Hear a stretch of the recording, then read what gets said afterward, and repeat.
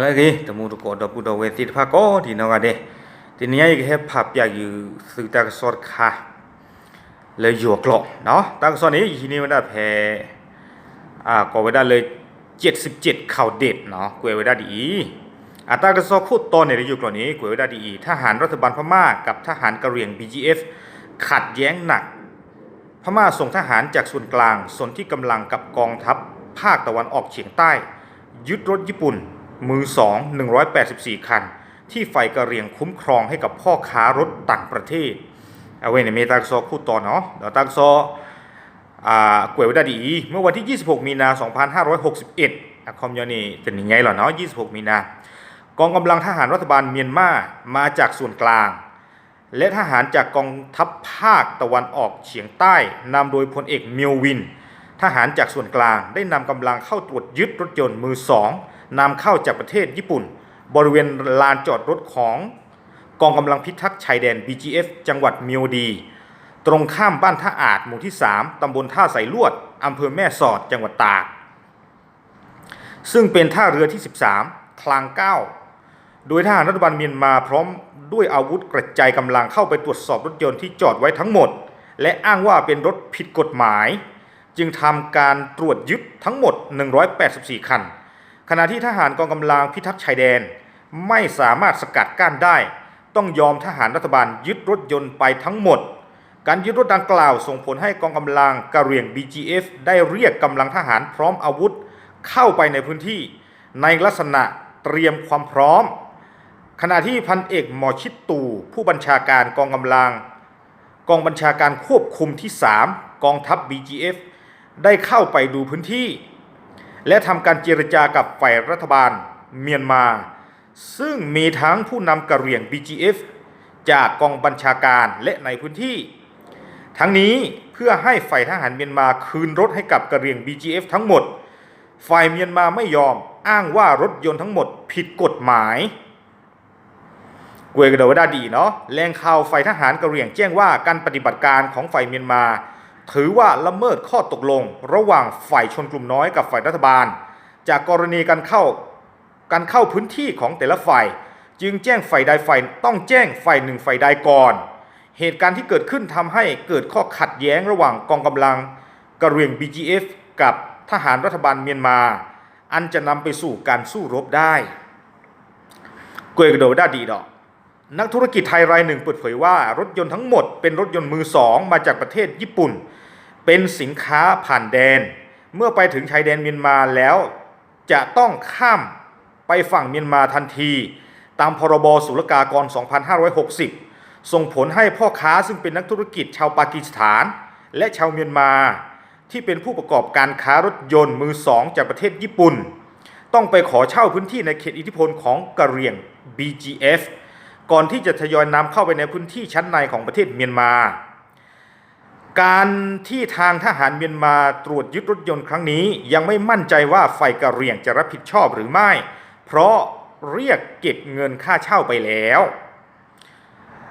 เกวกโดซูมิญาดีแต่ว่าเลยนักธุรกิจไทยยังเปิดเผยว่า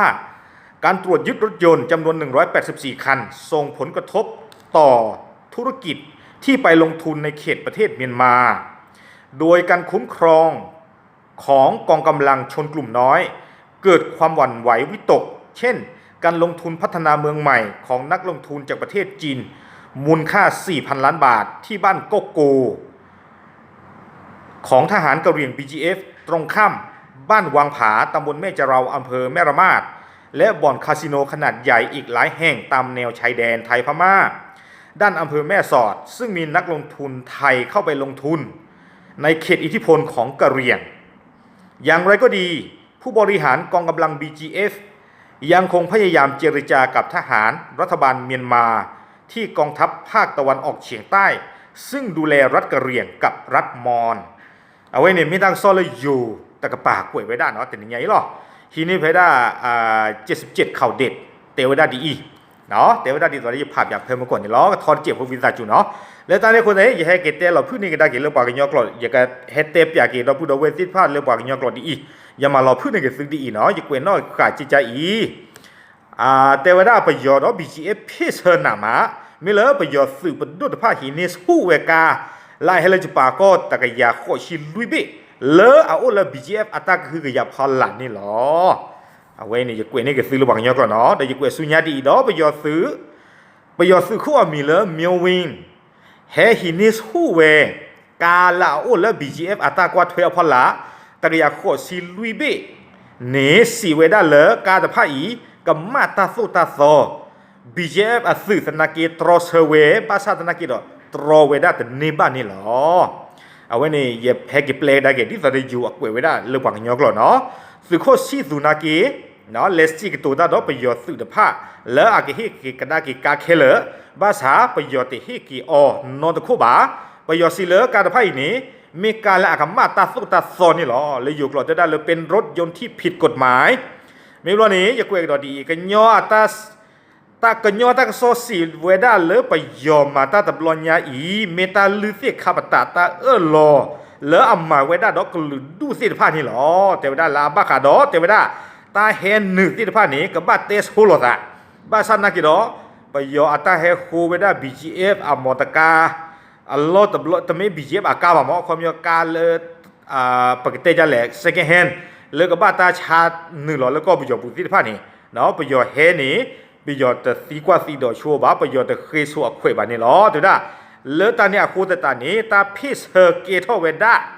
ปตอถูกได้เลยกับเกทอเลยตาดูตายาปตอสีเวด้านี่หรอดอจะกวยกันดออย่าให้กระตูทีกันดอเลยปางยอกหลอดีแต่เวลาโยปามากากากับสีเวด้ากาตะไพ่นี้เมกามือสองกาเลือกว่าสู้เวด้าวิลิมอลายเฮลจะปากอ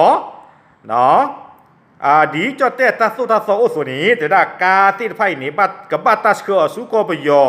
อปูแต่ที่โคแต่ไม่ได้เลือดตาเนี่ยโคตาตอนนี้แต่ได้กับบ้างงานไว้ได้ BGF อัตาโลเลือกกับปากกาเนาะกับปากกาวิมากาไพ่นี้กับบัดตาสเคอสุก็ปูตบโลกันโดดหรอ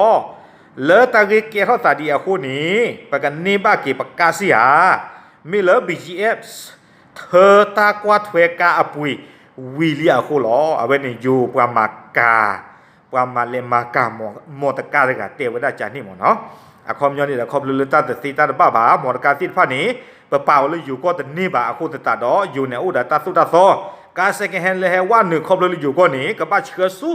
ก็ประโยชน์แต่เปียโคเตวดา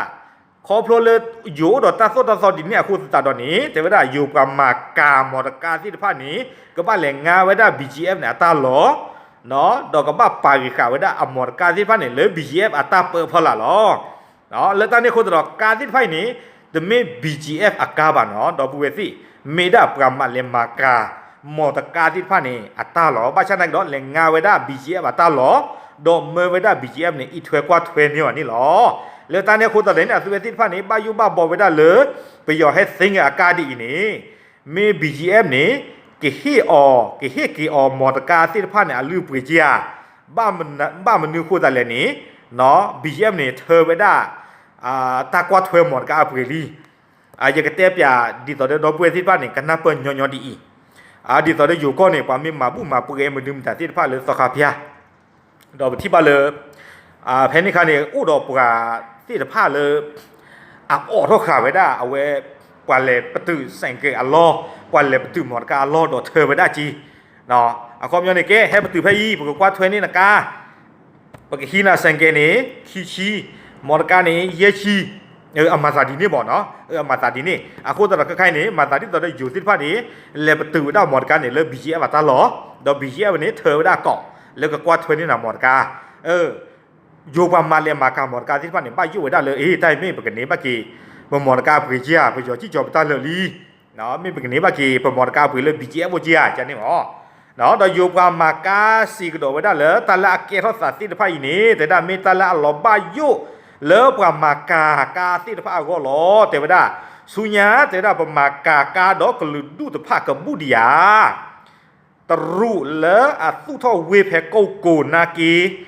เนาะดอกคาสิโนที่ไพ่ลาโอดอดูที่ไพ่นากีนี้แต่ว่าได้เมตาก็เกลือก็โอ้ลาสเวซีผ้าก็ดีสิกว่าแต่ว่าได้เนาะอากูตลอดไปแล้วเล็บเลอหลอกรูปเล็บเลอหลอจีเลยที่จะก็เชื่อเลยก็หลุดดูสิผ้ากลานี้ใครนี้อู้ดอตาบ้ายุบ้าบอเวด้า ดูมานี่หรอเทวดาเนาะดอเลอากเตอร์นี่เทวดาดีภาษา BGF นาเกเกลเซเวสปัวปัวเลอกเตสกูตาดอไปโยเลออากฮิกีวิดาสุนเลอโอเคเตสกูตาดอไปโยเลตาริลาเกเท่าไหร่สิทธาอีลีสิทธาอีนี่หรอเทวดาเนาะ BGF นาเกเนี่ยคือเกลเซเวดาตะปัวปัวสิก่อนหรอเนาะดาวคือเลเลเตตะโกกิเวดาตาตะปกสิโกดีต่อเดอเอาเวดาไปยอนในกิฮิกิการนี่หรอเอาไว้ในเมตากโซนอเลยอยู่ตะกปานี้ปาพลาเท่าเวดาดอยให้เกโกรธทีกีเลเอาปากยองกรอจุดหน้าหูดอปูดอเวติดพานี่เอาไว้ในเมตากโซเลยตนิยายลาบ้าคาดอ BGF